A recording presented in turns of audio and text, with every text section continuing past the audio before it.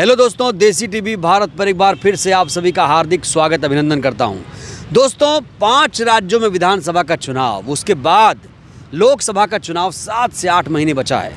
लगातार हम ग्राउंड पर जाकर लोगों से बातचीत कर रहे हैं, क्योंकि घर से निकलिए तो लोग अलग अलग तरह की बातें करते हैं, अलग अलग मुद्दों पर बात करते हैं और ज़मीनी हकीकत घर से बाहर निकलने के बाद ही पता चलता है। आज हम टकरा गए दलित चिंतक अशोक अज्ञानी जी से। आइए इनसे तमाम मुद्दों पर बातचीत करते हैं। अशोक जी, बसपा को लेकर अभी क्या तैयारियां हैं? देखिए, तैयारियां पूरी तरह से बहुत तेज़ हो रही हैं, बहुत अच्छी तैयारियां हैं और नई तरीके की राजनीति को बहन जी ने इस बार अडॉप्ट किया है। परंपरागत राजनीति को छोड़ करके नए तरीके से वो अपनी रणनीति बना रही हैं, नए तौर तरीक़ों से, आधुनिक तरीक़ों से। अब पहली बार बीएसपी ने अपना एक आईटी सेल भी अब बनाया है, जिससे कि सोशल मीडिया पे, यूट्यूब पे, फेसबुक पे, ट्विटर पे तमाम अपने लोगों को अपना मैसेज पहुंचा पाएँ।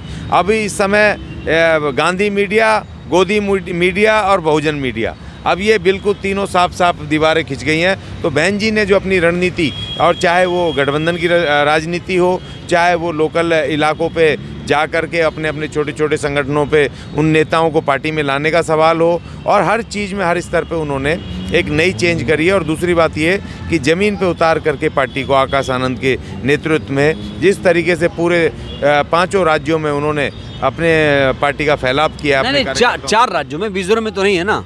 नहीं, 4 राज्यों में है। मिजोरम में नहीं है वहाँ तो, लेकिन 4 राज्यों में, और 5वां राज्य है बिहार में भी जिस तरीके से मैं 5वां राज्य बिहार को काउंट कर रहा हूँ, और 6ठा राज्य हरियाणा, इनमें भी फोर्थ कमिंग चुनाव आने ही हैं। और जिस तरह के वहाँ के खुद लोगों ने बुलाया, अति पिछड़े और पिछड़े और अति पिछड़े लोगों ने, तो वहाँ पर एक नई तरह की राजनीति बहन जी ने इस समय तैयार की है, रणनीति तैयार की है। और अपने योद्धाओं को, सेनापतियों को जिस तरह ड्यूटियाँ लगाई हैं, वो अपने आप में एक यूनिक बात है। और तैयारियाँ बड़ी मजबूत चल रही हैं और आगे आने वाले समय में और ज़्यादा तेज होंगी। आपने कहा सोशल मीडिया में भी अब बसपा हाईटेक हो रही है, ट्विटर हैंडल, फेसबुक हैंडल, तमाम तरह के हैंडल बना दिए गए हैं। क्या देरी हुई?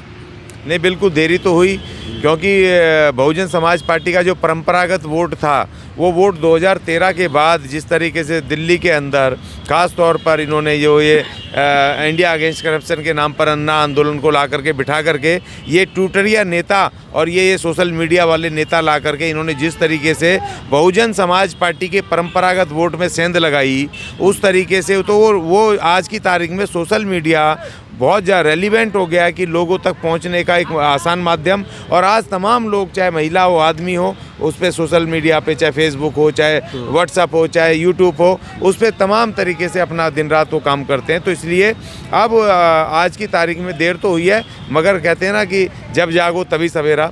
जब आपको खड़े हो जाओ, उठ जाओ, जब भी सवेरा होता है। और बहन जी ने सही मौके पर आज ये फैसला लिया है, तो फैसला बहुत अच्छा है।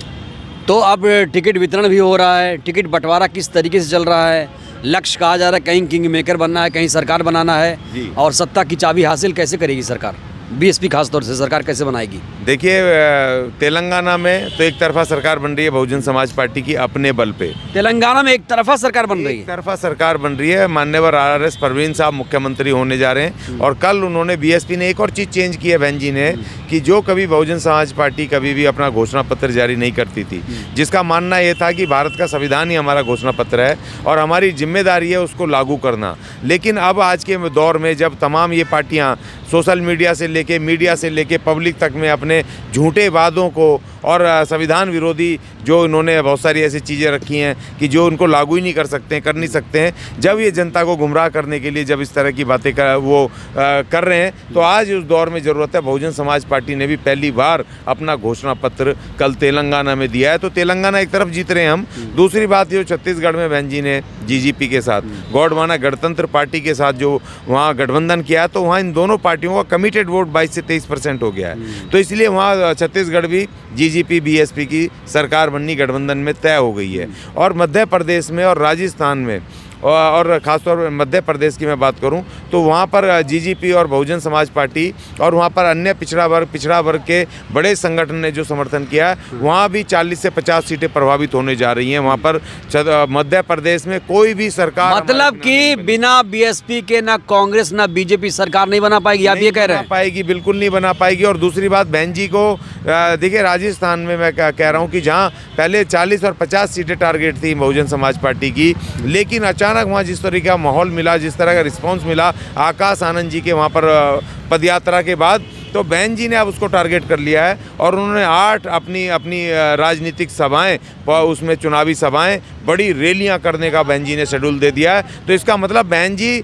अब वहां पर राजस्थान में अपना पूरा दम खम वो लगा रही हैं और आकाश आनंद फिर से वहां पहुंच गए। तो अब देखिए, मुझे लगता है कि तीसरा राज्य राजस्थान होगा जिसमें सीधे सीधे वहाँ पर वो अपना बहुजन समाज पार्टी अपनी सरकार बनाएगी। नहीं, राजस्थान में रैली करने जा रही हैं, क्या मध्य प्रदेश, छत्तीसगढ़, तेलंगाना में भी इस तरह की धुआंधार रैली होगी? हाँ बिल्कुल होगी, लेकिन जहाँ पर ज़्यादा ज़रूरत है, क्योंकि राजस्थान एक बड़ा उससे वो राजनीतिक रूप से भी और दूसरे तरीके से भी वहाँ पर भूमंडलीय उसकी तरीके से भी वो बहुत बड़ा है और उसकी ज़्यादा ज़रूरत है। इसीलिए बहन जी ने पूरा दमखम लगा दिया। और वहाँ पर जिस तरीके से दलितों के ऊपर वहाँ पर हमले हुए हैं राजस्थान में कांग्रेस सरकार के दौरान, तो इसलिए वहाँ जा कर के बहन जी को अपना पूरा वहाँ राजस्थान की सरकार में सीधा दखल पेश करना ये बहुत ज़रूरी है। इसीलिए बहन जी ने तय करा कि सबसे ज़्यादा जोर बहन जी का राजस्थान में रहेगा, क्योंकि तेलंगाना में आर एस प्रवीण साहब अपने बल पर उन्होंने एक माहौल खड़ा कर दिया है और वहाँ पर जीजीपी और बीएसपी मध्य प्रदेश और छत्तीसगढ़ में बहुत ज़बरदस्त करने जा रहे हैं। अब बचा है राजस्थान, तो राजस्थान को बहुजन समाज पार्टी को ज़्यादा ज़रूरत है। इसीलिए बहन जी ने आकाश आनंद को और खुद को पूरी तरीके से वहाँ पर तैयार रख दिया राजस्थान। पिछली बार बसपा ने 6 सीटें राजस्थान में जीती थी, लेकिन धोखेबाज निकले बसपा के विधायक, और अब टारगेट है कि 6 नहीं 60। कैसे देखते हैं? नहीं 60 नहीं, सरकार देखिए, आप इस बात को समझिए कि सिर्फ वहाँ पर 6 सीटें तो वहाँ पर थी, लेकिन 6 से 7% कमिटेड वोट भगवान बाबा जी ने कहा 6 नहीं 60 का टारगेट है। हाँ नहीं, उन्होंने कहा है, लेकिन बहन जी ने जिस तरीके से शेड्यूल पेश किया है, 8 रैलियाँ खाली अकेले राजस्थान में बहन जी ने चुनावी सभाएं शेड्यूल की हैं, उससे बहन जी की मंशा साफ पता चल जाती है कि अब बीजेपी कांग्रेस नहीं, अब बीएसपी बहुजन समाज पार्टी की एक तरफा सरकार बननी चाहिए। क्योंकि बहन जी का जो पॉलिटिकल जो उनका रणनीति का होता है वो किसी को बताती नहीं है, एंड टाइम पर उसको अपना दाव को खेलती हैं। तो इसीलिए उन्होंने अपने दाव को खेला है और राजस्थान में इस बार अब बीजेपी कांग्रेस का जो रिवाज था, 5 साल बीजेपी 5 साल कांग्रेस, अब वो रिवाज टूटेगा, बासपा का राज आएगा। अब अगर एक सिचुएशन यहाँ क्रिएट किया जाए, अगर बसपा राजस्थान में किंग मेकर बनती है, यानी ऐसी परिस्थिति बन जाए कि अब बीजेपी को समर्थन दें या कांग्रेस को, तो किसके साथ जाएगी? नहीं देखिए, वो पॉलिटिकल एनालिसिस में वहाँ किसी के साथ नहीं जाएंगे। हाँ। कौन सी पार्टी हमारे साथ आएगी? अच्छा। क्योंकि मुख्यमंत्री तो हमने बनना है। नहीं कहा, उन्होंने कहा सत्ता की चाबी रखनी है। हाँ, तो मजबूत नहीं मजबूर सरकार चाहिए। हाँ तो देखिए, तो वो खुद बनाएंगे, हम खुद बनेंगे। अब कौन पार्टी जैसे 3 बार जो सरकार मुख्य वहाँ बनी थी यूपी में, तो वो बीजेपी के समर्थन ले लिया, चाहे अपना टर्म पूरा होते ही लात मार दी, समाजवादी पार्टी का जब टर्म पूरा हुआ तो उनको लात मार दी। तो इसीलिए बहन जी का क्या रणनीति होगी, लेकिन सत्ता में मुख्य अगर 50 से 60 सीटें जो टारगेटेड हैं, भगवान बाबा ने भी कहा, लेकिन बहन जी का जो है कि 100 के करीब 80 से 100 सीटें आनी चाहिए वहाँ पर राजस्थान में, तो सीधे मुख्यमंत्री बनेंगे। जो थोड़ी बहुत सीटें कम पड़ेंगी, कुछ निर्दलीय होंगे, और या कांग्रेस दे बीजेपी दे, हमें क्या फर्क पड़ रहा है। अब 2024 का चुनाव भी नज़दीक है, लेकिन गठबंधन को लेकर बहन जी ने पत्ते नहीं खोले।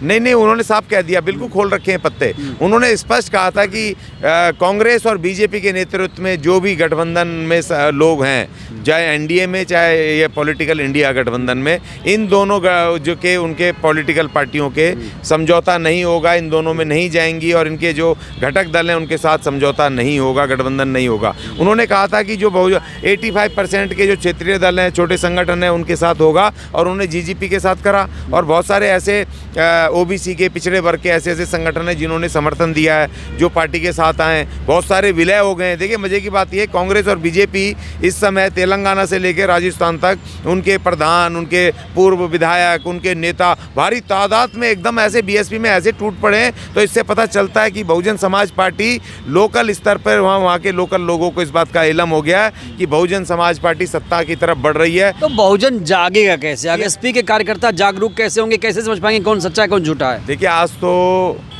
सोशल मीडिया का ज़माना है। आज तो पूरे तमाम हमारे पास सारी चीज़ें हम पहुंच सकते हैं, धीरे पहुंच रहे हैं और लोग पढ़े लिखे लोग हैं। लेकिन ये समझो ना कि जब बाबा साहब लड़ रहे थे यार, मान्यवर काशीराम लड़ रहे थे, तब वो साइकिल पे, टूटी साइकिल पे या पैदल वो गांव-गांव जाके एक एक आदमी को समझाया, तब भी जागे ना लोग।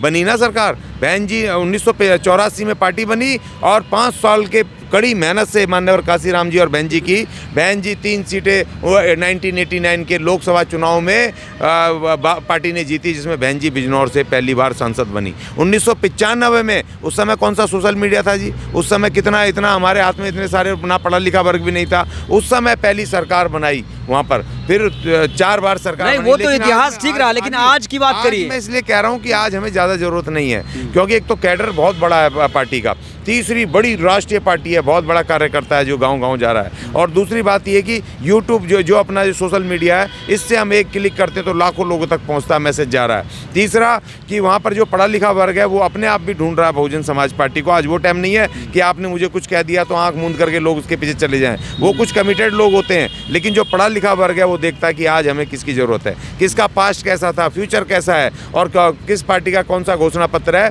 और इसीलिए बहन जी ने एक घोषणा पत्र भी तेलंगाना में जारी कर दिया कि भाई ये हमारी मंशा है, आप हमें मौका दोगे तो हम ये काम करेंगे। अज्ञानी जी, 2024 में कितनी सीटें उम्मीद की जाए? बसपा कितना अच्छा परफॉर्म करने वाली है? देखिए 2024 में 50 से 60 सीटें तो उत्तर प्रदेश में आएंगी बहुजन समाज पार्टी की, और उसमें बहुत सारे ऐसे वो संगठन हैं या ऐसे वर्ग हैं कि जो पूरी इंटरनल पूरी सपोर्ट कर रहे हैं और सपोर्ट करेंगे। 50 से 60 सीटें बहुजन समाज पार्टी को लोकसभा की उसमें आएंगी 2024 में, यूपी से खाली, और बाकी 15 से 20 सीटें अरे आएंगी। ये कौन सा सर्वे कहाँ कराया आपने? ये मैं खुद कर रहा हूँ, ये मैं खुद जाता हूँ, मैंने देखी है वहाँ पर, मैं गांव-गांव जा रहा हूँ, हर जगह पहुँच रहा हूँ। मैं किसी की सुनी सुनाई बातें नहीं कर रहा हूँ, मैं खुद वहाँ जा करके लोगों के बीच में काम कर रहा हूँ। ये सब चीज़ें हो रही हैं, लोगों से मुझे पता चल रहा है कि भाई ऐसे ऐसे स्थिति है। और आपको एक और मजे की बात बता दूँ, अभी तो वहाँ यूपी, जो मैं कहता था लोग हंसते थे कि यूपी का 6 से 7% ब्राह्मण बीएसपी के साथ आएगा, और आप देखो आज पूरे ब्राह्मणों ने एक हैशटैग शुरू कर दिया है कि मायावती प्रधानमंत्री, और उन्होंने कहा है, उन्होंने स्टेटमेंट आ रहे हैं, उन्होंने कहा है कि दुबे जी ने कहा है पूरे कश्मीर से कन्याकुमारी तक ब्राह्मणों बहुजन समाज पार्टी को सपोर्ट करना, क्योंकि उत्तर प्रदेश में बहन जी की सरकार में हम बहुत सुरक्षित थे, पूरा मान सम्मान था। इस तरह के ब्राह्मणों ने अपने आप ब्राह्मण इस तरह का वो कर दिया है। तो अभी बहुत भारी, मैं तो 50 से कहता था, 10 और बढ़ गई हैं, हो सकता है 65 भी जा सकती हैं ये 2024 तक आते आते। और दूसरी बात ये कि जो ये 4 राज्य है, तेलंगाना, छत्तीसगढ़ और ये आपका राजस्थान, मध्य प्रदेश, इनसे कम से कम 10 से 15 सीटें बहन जी की आएंगी। तो करीब ये आंकड़ा 70 से 80 सीटों का केवल और केवल बहुजन समाज पार्टी का अपने बल पे आने वाला है। चलिए, बहुत बहुत शुक्रिया। तो ये हैं दलित चिंतक अशोक अज्ञानी जी। इन्होंने जो बातें कही, इनकी बातों से आप कितना सहमत हैं? देखिए, आप लोग कमेंट ज़रूर करिएगा, अपनी प्रतिक्रिया दीजिए, लिखिए, जो आपने सुना उस पर अपनी राय आप दीजिए, जिससे पता चले कि आपने क्या लिखा, क्या सीखा इससे। और हम आपके राय का, आपके प्रतिक्रिया का बेसब्री से इंतज़ार करेंगे। वीडियो को लाइक करिए, चैनल को सब्सक्राइब करिए, सहयोग करिए, वीडियो को जन जन तक पहुंचाइए, जिससे पूरी देश की जनता जागरूक हो। जय भारत, जय संविधान।